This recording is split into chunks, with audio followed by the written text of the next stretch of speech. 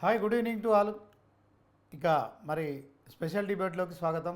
ఈరోజు కేటీఆర్ హైడ్రా విషయంలో మరొకసారి సంచలనమైన వ్యాఖ్యలు చేశారు. స్థానిక సంస్థల ఎన్నికలు సమీపిస్తున్న నేపథ్యంలో ఇక మరి అసెంబ్లీ ఎన్నికలలో ప్రతిపక్ష పాత్రకు పరిమితమైన బీఆర్ఎస్ పార్టీ లోక్సభలో ఇక మరి ఒక స్థానం గెలవకుండా మరి పూర్తి స్థాయిలో లోక్సభలో ఆ పార్టీకి సంబంధించిన ఎవరు కూడా ప్రాతినిధ్యం వహించిన పరిస్థితి. ఈ నేపథ్యంలో ఆ పార్టీ ఆత్మరక్షణలో పడింది. ఇక మరి తెలంగాణలో 10 ఏళ్ల తర్వాత కాంగ్రెస్ ప్రభుత్వం ఏర్పాటైంది. ఇక 6 గ్యారంటీలు అమలు చేసే దిశగా కూడా ప్రభుత్వ పాలన అయితే కొనసాగుతుంది.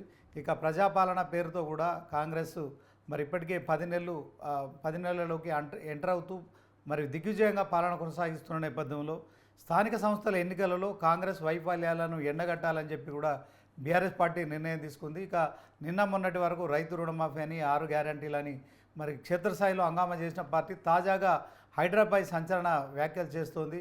ఇక హైడ్రాను మరి మొదట స్వాగతిస్తున్నామని చెప్పిన కేటీఆర్ మాత్రం ఈరోజు సంచలన వ్యాఖ్యలు చేయడం ఇందుకు నిదర్శనము. దీంట్లో ముఖ్యంగా హైడ్రాతో మరి పేదల గుడిసెలు కూల్చేస్తున్నారు, వారందరినీ కూడా రోడ్డున పడేస్తున్నారు. సో దీంట్లో మరి 10 మంది ఎమ్మెల్యేలతో ఒక కమిటీ వేయాల్సిందే, క్షేత్రస్థాయిలో హైడ్రా విషయంలో మరి ఎదుర్కోవాలి అని చెప్పి కూడా మాట్లాడడం మనం గమనించవచ్చు. మొట్టమొదటగా ఇటు బీజేపీ కావచ్చు, అలాగే కాంగ్రెస్ కావచ్చు, హైడ్రాను స్వాగతిస్తూ ఉన్నామని చెప్తూనే మరి తాజాగా వారంతా కూడా పేదల విషయంలో మరి ఈ పేదల విషయంలో వాళ్ళకు సంబంధించిన గూడు కూల్చే క్రమంలో ఖచ్చితంగా మరి కాంగ్రెస్ ప్రభుత్వాన్ని నిలదీస్తాము అని చెప్పడం కావచ్చు. తర్వాత ఓవరాల్గా మరి హైడ్రాకు కూడా కోర్టు నుంచి కొన్ని నోటీసులు రావడం, అంటే ఏదైతే కూల్చివేతలపై స్టే ఇవ్వడం లాంటి కార్యక్రమాలు చేపట్టడంలో కావచ్చు, తర్వాత హైడ్రాకున్న చట్టబద్ధత విషయంలో కోర్టు ప్రశ్నించడం కావచ్చు, అదే చట్టబద్ధత విషయంలో మరి ఇక కేబినెట్ భేటీలో కూడా నిర్ణయం తీసుకోవడం కావచ్చు, హైడ్రాకి ఇప్పుడున్న మ్యాన్ పవర్తో పాటు అదనపు బలగాలను కూడా సిబ్బందిని కూడా సమకూర్చడం కావచ్చు. తెలంగాణ ప్రభుత్వం అయితే మరి ఖచ్చితంగా సీరియస్గా హైడ్రా విషయంలో దూసుకుపోతుంది. ఎందుకంటే గతంలో ప్రభుత్వం మరి బీఆర్ఎస్ ప్రభుత్వం మిషన్ కాకతీయ పేరుతో చెరువులను పునరుద్ధరించే కార్యక్రమం చేపట్టింది. ఎట్ ద సేమ్ టైం మరి తలాపునే గోదావరి ఉంది, కానీ తాగేందుకు నీటి బొట్టు కూడా దొరకని పరిస్థితి ఉందని చెప్పి మరి అప్పుడున్న ప్రభుత్వం బీఆర్ఎస్ అధినేత కేసీఆర్ కూడా గోదావరి నదిపై కూడా ఆ నది జలాలను వినియోగం తీసుకురావడానికి కాళేశ్వరం అనే ప్రాజెక్టును కట్టారు. ఇలా ఒక ప్రభుత్వం ఒక ఆలోచనతో ముందుకెళ్తూ మరి కొత్తగా ఏర్పాటైన మరి తెలంగాణలో ప్రత్యేక రాష్ట్రంలో మరి ఎవరికి తోచినట్టు వాళ్ళు మరి ఆ ప్రజలను ఆకర్షించే దిశగా ముందుకెళ్తున్నారు. మరి తాజా సీఎం రేవంత్ రెడ్డి కూడా తనకంటూ ఒక మార్కు పాలన ఉండాలనే మరి ఒక కసితో, అంటే 10 ఏళ్ళు ప్రతిపక్షంలో ఉన్న కాంగ్రెస్ పార్టీ మరి అధికారంలోకి రాగానే ఇక ప్రతిరోజు మరి ముఖ్యమంత్రిగా ఆయన పదవి బాధ్యతలను నిర్వహిస్తున్నారు. సో గతంలో ఉన్న పాలనకు భిన్నంగా కూడా మరి ప్రజలందరికీ అందుబాటులో ఉండేలాగా తనతో పాటు మంత్రులను కూడా అందుబాటులో ఉంచుతున్నారు. అట్ ద సేమ్ టైం మరి తరతరాలుగా హైదరాబాదు నగరంలో అనేక నాలాలు కావచ్చు, తర్వాత చెరువులు, కుంటలు అన్నీ కూడా కబ్జాలకు గురైపోయి మొత్తానికి హైదరాబాదులో చినుకు పడితే చిత్తడనే పరిస్థితి కూడా నెలకొంది. తాజాగా కూడా ఇప్పుడు మనం మాట్లాడుతున్న సమయంలో కూడా వర్షం కురుస్తుంది. హైదరాబాద్లో వర్షం కురిసిన క్రమంలో రోడ్లపైకి భారీగా వరద నీరు రావడం కావచ్చు, ఎక్కడికక్కడ ట్రాఫిక్ జాములు కావడం కావచ్చు, జనజీవనం స్తంభించిపోయే పరిస్థితి ఉంటుంది. అప్పుడప్పుడు చాలామంది మరి ఆ నాలాల ద్వారా నీరును తొలగించే క్రమంలో కూడా చాలామంది కూడా మరి మృత్యువాత పడిన ఘటనలు కూడా మనం చూస్తున్నాం. మొత్తానికి హైదరాబాద్ నగరంలో రోజు రోజుకు పెరుగుతున్న ట్రాఫిక్తో మరి వర్షాలు పడిన క్రమంలో గంటలు కూడా వాహనదారులు ఇబ్బందులు పడుతున్నారు. ఇలాంటి ప్రజలు ఇబ్బందులు ఎందుకు పడుతున్నారనే విషయంలో కాంగ్రెస్ లోతుగా అధ్యయనం చేసి మరి ఏదైతే కబ్జాలకు గురైన చెరువులు, కుంటలు, ప్రభుత్వ స్థలాలన్నింటినీ కూడా పరిరక్షించే కార్యక్రమం చేపట్టింది. దాంట్లో ముఖ్యంగా హైడ్రా లాంటి వ్యవస్థను ఏర్పాటు చేసింది. ఇది నిజంగా ఒక సాహసోపేతమైన నిర్ణయం. ఎందుకంటే ఏదైనా ప్రభుత్వం ఖచ్చితంగా ప్రజాకర్షక పథకాలతో ప్రజలను మరి మభ్యపెడుతూ ప్రజల ఓట్లు రాబట్టుకునే కార్యక్రమం చేస్తారు, మనం చూస్తున్నాం. నేటి రాజకీయాల్లో ఇదంతా సర్వసాధారణం అయిపోయింది. ప్రజలు కూడా మరి దానికి అలవాటు పడ్డారు. ఇదే అంశంలో మరి మనతో మాట్లాడేందుకు డెస్క్ నుంచి మా ఇన్పుట్ ఎడిటర్ రాజమౌళి గౌడ్ ఉన్నారు, ఆయనతో మాట్లాడదాం. రాజమౌళి గౌడ్ గారు,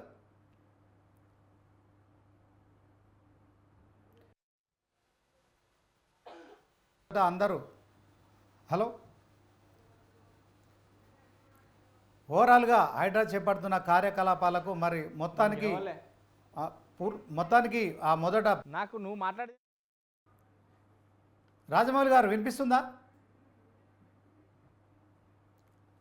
రైట్ శ్రీనివాసు, మొత్తం మీద ఏదైతే తెలంగాణలో హైడ్రా దూకుడు పెంచిన నేపథ్యంలోనే కానీ ఇక్కడ మాత్రం బతుకులు రోడ్డున పడ్డాయంటారు. పేదవారి బతుకులు అంటే పేదవారంటే కూలీనాలు చేసుకొని హోటల్ లోపల మొత్తం మీద బతికే వ్యక్తులు, ఇలాంటి వ్యక్తులు అంటే కాయ కష్టం చేసుకుని రిక్షా వాళ్ళ కావచ్చు, ఆటో వాళ్ళ కావచ్చు, సంథింగ్ కూరగాయలు అమ్ముకునే వ్యక్తులు కావచ్చు, సంథింగ్ ఇలాంటి వ్యక్తులు రోడ్లపైన పడ్డారు. కానీ ఇదంతా కూడా మేము చూస్తూ ఊరుకోమంటూ ఈరోజు తెలంగాణ భవన్లో కేటీఆర్ మాత్రం విరుచుకుపడ్డాడు కాంగ్రెస్ ప్రభుత్వం పైన. మొత్తం మీద రేవంత్ రెడ్డికి సంబంధించి రేవంత్ రెడ్డికి ఉన్న అన్నదమ్ములతో సహా ప్రతి ఒక్కరు కూడా ఈ ప్రభుత్వాన్ని అడ్డుపెట్టుకొని కమిషన్లకు కకృతి పడుతున్నారు. ఇక చూస్తే ఏదైతే మాదాపూర్లో తిరుపతి రెడ్డికి సంబంధించిన ఇంటి లోపల అంటే తెలంగాణ ప్రభుత్వంలో నడిపిస్తున్నటువంటి ఏదైతే తెలంగాణ సీఎం రేవంత్ రెడ్డి అన్న తిరుపతి రెడ్డి కమిషన్లకు కకృతి పడుతూ అంతా కూడా మొత్తం మీద కమిషన్లే తీసుకుంటున్నాడు. ఇదే వ్యవహారం కూడా మాదాపూర్లో తన ఇంటిలో వ్యవహరిస్తున్నాడు. ఏదైతే ఆ ఇండ్లు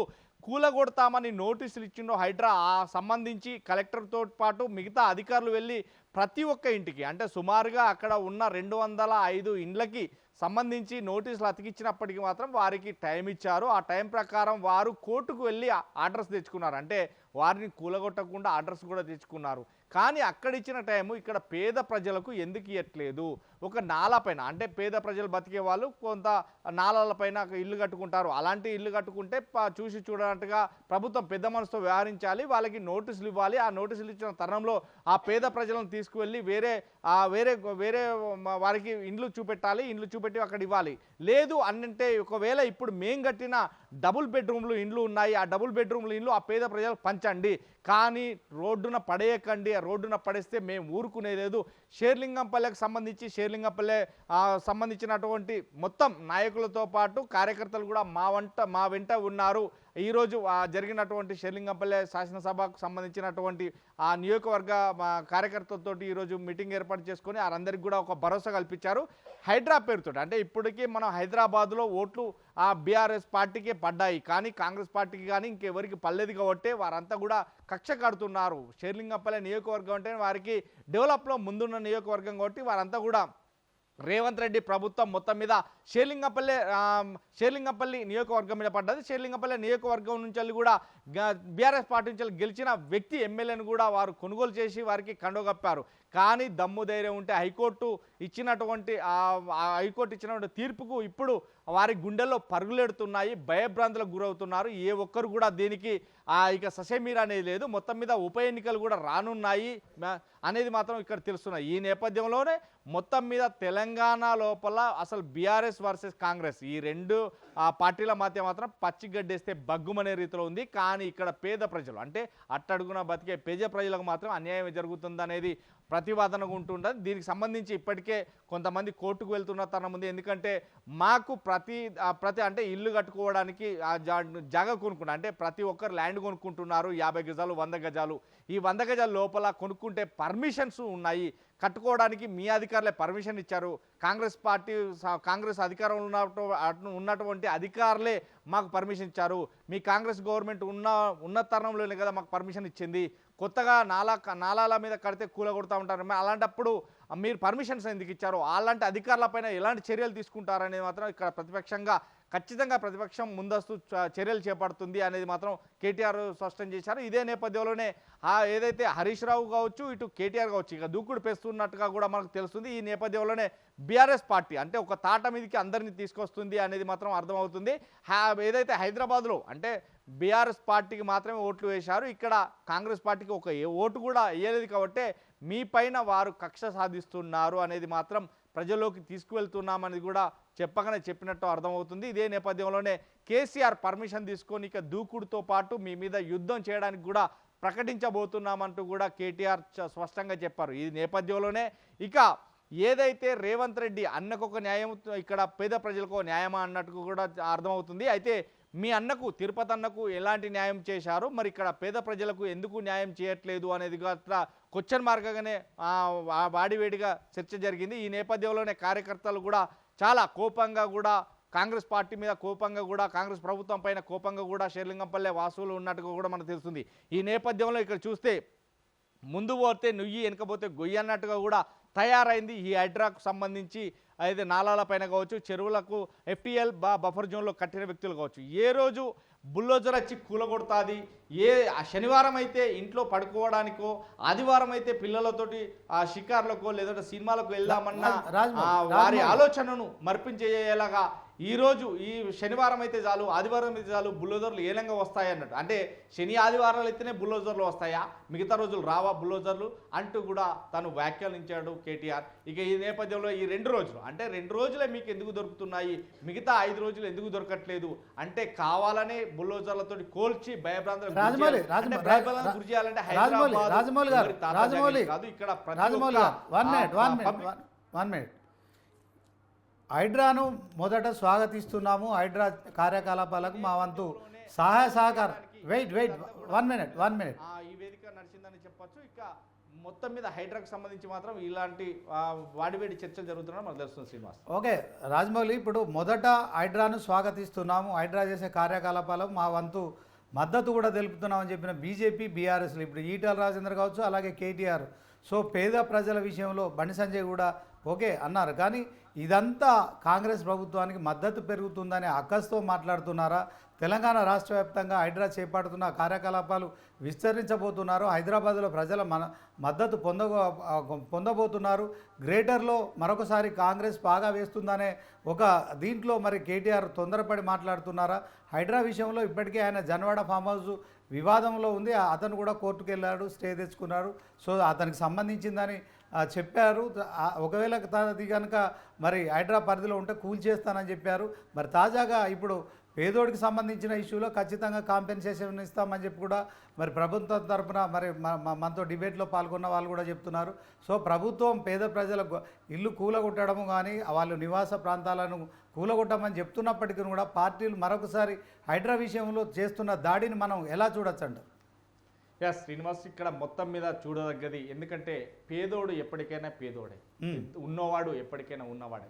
ఏ రకంగా తయారైందని చెప్పచ్చు. హైడ్రాకు సంబంధించి పెద్దవాడు ముందుకు రానియలేడు, ఎందుకంటే దానికి అంగబలం ఆర్థిక బలం ఉంటాయి కాబట్టి ఎవరు రారు. ఇక పేదవాడికి మాత్రం అంగబలం ఆర్థిక బలం రెండూ లేవు, ఎందుకంటే పోలీసులను ముందు పెట్టుకొని వెళ్ళి వాళ్ళందరినీ బయటికి తీసుకొచ్చి నిమిషం అంటే 10 నిమిషాలు టైం ఇవ్వకున్నా, 1 అవర్ టైం ఇవ్వకున్నా కానీ మనం గత 2 రోజులుగా చూస్తున్నాం చిన్న పిల్లలు అంటే 2వ క్లాస్ చదివే అమ్మాయి కేసీఆర్ అంకుల్ మీరు రావాలి అని ప్రజలు ఎంత నినాదాలతో మొత్తుకున్నారో మనం చూసాం. అంటే ప్రతిపక్ష నాయకులను రావాలని కోరుకునే ఆ స్థితి ఎందుకు వస్తుంది కాంగ్రెస్ ప్రభుత్వానికి అనేది మాత్రం ఇక్కడ క్వశ్చన్ మార్క్గానే ఉంది. ఇక మిగతా విషయానికి వస్తే ఒక అమ్మాయి 2nd క్లాస్ చదివే అమ్మాయి నా బుక్స్ను మొత్తం మీద సీఎం రేవంత్ రెడ్డి ఇల్లు కూలగొట్టి నా బుక్స్ను కూడా చించేశాడు అని ఒక అమ్మాయి చెప్పింది. ఈ నేపథ్యంలో చాలా అంటే తెలంగాణ లోపల ఇప్పుడు తెలంగాణ రాష్ట్రమే కాకుండా వివిధ రాష్ట్రాల లోపల హైడ్రాను మెచ్చుకునే వాళ్ళు కూడా ఉన్నారు. ఈ హైడ్రా మా రాష్ట్రానికి వస్తే బాగుంటుంది, మా జిల్లాకు వస్తే బాగుంటుంది, మా మండలానికి వస్తే బాగుంటుంది అనేది మొత్తం ఇండియా వ్యాప్తంగా ఉన్నప్పటికీ మాత్రం ఇక్కడ ఈ పాప ఏడ్చిన ఏడుపుకు, ఆ పాప మాట్లాడిన మాటలకు మాత్రం చాలామంది తరుక్కుపోయారు. అంటే ఒక పేదవాడికి ఎందుకు టైం ఇవ్వలేకపోతున్నారు? సో టైం ఇచ్చి నోటీస్ ఇచ్చి 10 రోజులకైనా వారానికైనా మీరు కూల్చాల్సిందే కదా. ఆ సమయం ఇప్పుడు ఎందుకు ఇవ్వలేకపోయారనేది మాత్రం ఇక్కడ క్వశ్చన్ మార్క్గానే ఏర్పడ్డది. ఇక పేదవారి గురించి మనం చెప్తున్నాం, అదే పెద్దవాళ్ళ గురించి అయితే కోర్టుకు వెళ్తున్నారు. గోడ కూలగొట్టిన తర్వాత అంటే పరాటి గోడ కూలగొడితేనే వాడు ఇంటి దానికి పోవట్లేదు, పరాటి గోడ కూలగొడితేనే ఆల్రెడీ కోర్టుకు వెళ్తున్నారు, కోర్టు నుండి వెళ్ళి ఇంజక్షన్ ఆర్డర్ తీసుకొస్తున్నారు, స్టే తీసుకొస్తున్నారు. ఇలాంటి పరిస్థితుల లోపల పెద్దవాడు పెద్దవాడే, పేదవాడు పేదవాడే.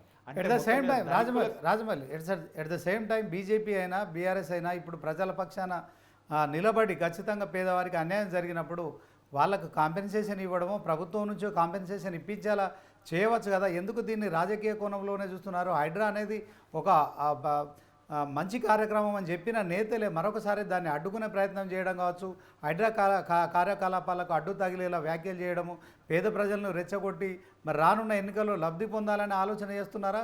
చెప్పండి. సో ఇది మాత్రం ముమ్మటికి నిజమనే చెప్పొచ్చు శ్రీనివాస్. ఎందుకంటే రాబోయే స్థానిక ఎలక్షన్ లోపల నువ్వా నేనా అనే పోటీతత్వంగా ఉన్నప్పటికీ బురద జల్లే కార్యక్రమాలు ఉంటాయి. ఎందుకంటే బురద జల్లే కార్యక్రమం అయితే ఇప్పుడు తెలంగాణ లోపల కాంగ్రెస్ గవర్నమెంట్ ఉంది, కేంద్రంలో బీజేపీ గవర్నమెంట్ ఉంది. బీజేపీ గవర్నమెంట్ తెలంగాణలో కాంగ్రెస్ గవర్నమెంట్ ఈ రెండు దొందే వెనకాల అంటే ఢిల్లీలో మాత్రం వీళ్ళంతా కలుస్తారు. ఢిల్లీకి వెళ్తే ప్రధానమంత్రి మోడీని కావచ్చు, లేదంటే అమిత్ షాని కావచ్చు, వీళ్ళందరూ కూడా కేటీఆర్ ఏదైతే మా తెలంగాణ సీఎం రేవంత్ రెడ్డి కలుస్తాడు, వాళ్ళు మా తెరచట్న మాట్లాడుకుంటారు అనేది చెప్తున్నారు. కానీ ఇక్కడ బీఆర్ఎస్ మాత్రం ఈ మాటలు మాట్లాడుతుంటే మాత్రం బీజేపీ మాత్రం ఏదైతే కాంగ్రెస్ వర్సెస్ బీఆర్ఎస్ ఈ రెండు కూడా రెండే, ఎందుకంటే మీదికి మాత్రమే మాట్లాడతాం, వాళ్ళు రెండే అనేది వాళ్ళు మాట్లాడుతున్నమాట. ఇక కాంగ్రెస్ ప్రభుత్వానికి నాయకులకు వచ్చేటప్పటికీ ఆ ఇద్దరు బాహుపాఠంగానే మాట్లాడుకుంటారు. కాంగ్రెస్ ఏదైతే బీఆర్ఎస్ వర్సెస్ బీజేపీ ఈ రెండు కూడా కలిసి అంటే ఈ మాటల వరకే తప్ప, అంటే ఎవరి పంతాన్ని వారు నెగ్గించుకోవడం కోసం ఏ ఓట్ బ్యాంక్ రాజకీయాలు చేయడం వరకే తప్ప ఏ పేద వ్యక్తికి ఏ గవర్నమెంట్ కావచ్చు, లేదు అంటే ఏ నాయకులు కావచ్చు, ఇప్పుడు ఉన్నటువంటి పార్టీలు కావచ్చు, వత్తాసు పలకడం అంటూ ఏం లేవు. మీకు మేము ఉన్నామంటూ ముందుకొచ్చి ఎవరు ఆదరించిన దాఖలాలు మాత్రం అగబడట్లేదు. కానీ ఓట్ బ్యాంక్ రాజకీయాలు మాత్రం ఇక తెరలేపుతున్నట్టుగా మనకు అనిపిస్తుందని అనుకోవచ్చు శ్రీనివాస్. అంటే ఓవరాల్గా ఇప్పుడు హైడ్రా చేపడుతున్న కూల్చివేతలతో గ్రేటర్ పార్టీలు కావచ్చు తెలంగాణ రాష్ట్ర వ్యాప్తంగా మాకు ప్రజల నుంచి నీరాజనం పలుకుతున్నారని చెప్పి కాంగ్రెస్ చెప్తుంది. అట్ ద సేమ్ టైం క్షేత్రస్థాయిలో కొంత ఏదైతే రైతు రుణమాఫీ చూసుకున్నాం మనం, రైతు రుణమాఫీలో మరి 31,000 కోట్లు ప్రకటించారు, అవసరం పడతాయని 18,000 కోట్లు రిలీజ్ చేశారు. దాంట్లో 7,500 కోట్లు ఇప్పటికీ రైతులకు అందాయి. సో దీంట్లో ఒక దేశంలో ఎక్కడ లేని కార్యక్రమాలు మేము చేస్తున్నాము. మరి 29 రాష్ట్రాల్లో ఏకకాలంలో 2 లక్షల రుణమాఫీ ఎవరు చేయలేదు, అది కాంగ్రెస్ ఘనత అని చెప్పుకుంటున్నారు. కానీ ఆ రుణమాఫీ విషయంలో రైతులు నిరసన వ్యక్తం చేస్తున్నారు. At the same time Hydraa విషయంలో కూడా మరి కూల్చివేతలు చేస్తున్న క్రమంలో మొన్న మహబూబ్ నగర్ జిల్లాలో చూసాం. అంటే ప్రభుత్వానికి ప్రజల్లో కాస్త వ్యతిరేకత అనేది హైడ్రాతోని కలిగే పరిస్థితి ఉంటుందా? రుణమాఫీ విషయంలో కూడా అది బూమరాంగ్ అయిపోయి మరి కాంగ్రెస్ ప్రభుత్వానికి చుట్టుకుంటుందా? వాస్తవానికి కాంగ్రెస్కు రానున్న సంస్థాగత ఎన్నికల్లో ఎలా ఉండబోతుంది పరిస్థితి? అయితే విషయం ఏంటంటే శ్రీనివాస్, ఇప్పుడు ఏదైతే రైతుల రుణమాఫీలు కావచ్చు, లేదంటే ఎవరికైతే మహిళలకు 4,000లకు సంబంధించి కావచ్చు, లేదంటే పింఛన్ కావచ్చు, లేదంటే మహిళా ఉన్నత శక్తికి 2,500 కావచ్చు, ఇవన్నీ కూడా ఏదైతే జిల్లాలకు సంబంధించి వేరే వాళ్ళ ఇతరులకు సంబంధించి రైతులు అంటే సేద్యం చేసేవారికి. కానీ హైదరాబాద్లో ఇలాంటి రైతులు ఎవరు లేరే. హైదరాబాద్లో ఉన్నదల్లా కూటికి గుడ్డకు ఏడ్చేవాళ్ళు, లేదంటే ఓన్లీ ఉపాధి కోసం వచ్చేవాళ్ళు, వివిధ రాష్ట్రాల నుంచి వెళ్ళి ఉపాధికి వచ్చిన వాళ్ళు, తెలంగాణ రాష్ట్రం కావచ్చు, పక్క రాష్ట్రాల నుంచి వెళ్ళి ఇలాంటి వ్యక్తులు అంటే వాళ్ళు కష్టపడి కట్టుకున్న అంటే చిన్నపాటి 50-60 గజాలలో కట్టుకున్న ఇల్లు కావచ్చు, లేదంటే కిరాయికి రెంట్కుండి ఉన్నాయి కావచ్చు. కానీ ఇదంతా ఎవరు చేస్తున్నారు అనేది మాత్రం ఇక్కడ తెలంగాణ ప్రభుత్వం గుర్తించాలి, వారికి కొంత వెసులుబాటు కల్పించాలని కూడా మనం కోరుకోవచ్చు. ఎందుకనంటే ఎవరికైనా అంటే ఉరిశిక్ష విధించే ఒక వ్యక్తికి కూడా నీ లాస్ట్ కోరుకో అంటారు. అలాంటి కోరికను కూడా ఇక్కడ జనాలకు ఇవ్వాలి అనేది మాత్రం తెలంగాణ ప్రభుత్వాన్ని వాళ్ళు కోరుకుంటున్నారు. అదేవిధంగా వాళ్ళు చెప్తున్నారు, ఎందుకంటే మేము కొనుక్కున్నాం మోసం చేసిన వాడిని, ఏదైతే బిల్డర్, ఆ బిల్డర్ను పట్టుకరండి, ఆ బిల్డర్ని అడగండి, మాకేదో ఒకటి కాంపెన్సేషన్ చూపెట్టండి, ఎంతో కొంత మాకు చూపెట్టండి అని వేడుకుంటున్నారు. కాకుంటే ఉన్నది ఉన్నట్టుగా అప్పుడే కూర్చోకుండా కొంత టైం ఇవ్వండి అని హైదరాబాద్ నగరవాసులకు సంబంధించి పేద ప్రజలు అంటే ఆటో రిక్షా వాళ్ళ కావచ్చు, ఆటో రిక్షా లేదు అంటే వీరందరూ కావచ్చు కోరుకుంటున్నారు. ఓకే, థ్యాంక్ యూ రాజమౌళి గారు. ఇది మా ఇన్పుట్ ఎడిటర్ విశ్లేషణ. మొత్తానికైతే హైడ్రా విషయంలో అందరూ హర్షం వ్యక్తం చేస్తున్నారు. కానీ కూల్చివేతల సమయంలో మరి ఏదైతే దుర్గం చెరువు వద్ద మరి ఆ లేక్ కమిటీ తర్వాత ఆ నివాసితులు ఎవరైతే ఉన్నారో వారందరికీ కూడా మరి 1వ నోటీసు 2వ నోటీసులు ఇస్తున్నారు, కొంత సమయం కూడా ఇచ్చారు. మరి రాష్ట్ర వ్యాప్తంగా హైడ్రా విస్తరిస్తున్న నేపథ్యంలో హైదరాబాదులో నివసిస్తున్న పేద ప్రజల పట్ల కొంత మానవీయ కోణంలో ఉండి ప్రభుత్వం వారికి కొంత సమయం ఇవ్వాలి. అట్ ద సేమ్ టైం వాళ్ళు రోడ్డు మీద పడితే వాళ్ళకు ఒక ఏదైతే గూడు నీడ ఏదైతే ఉన్నాయో ప్రభుత్వం మరి మౌలిక సదుపాయాల విషయంలో కూడా మరి వారికి ఒక ఆసరం ఏదైతే నీడను కూడా కల్పించాలని కోరుతోంది. క్షేత్రస్థాయిలో ఇదే అభిప్రాయం కూడా వ్యక్తమవుతుంది. సో దీంట్లో స్థానిక సంస్థల ఎన్నికలు కూడా సమీపిస్తున్న నేపథ్యంలో కాంగ్రెస్ ప్రభుత్వం చేపట్టిన సాహసోపేతమైన నిర్ణయం ఏదైతుందో హైడ్రా విషయంలో మరి ఖచ్చితంగా ఈ చిన్న ఏవైతే చితికిపోతున్న బతుకులను మాత్రం కాపాడాలని కూడా న్యూస్ 360 కోరుతోంది. ఇది ఇవాల్టి స్పెషల్ డ్రైవ్. చూస్తూనే ఉండండి న్యూస్ 360.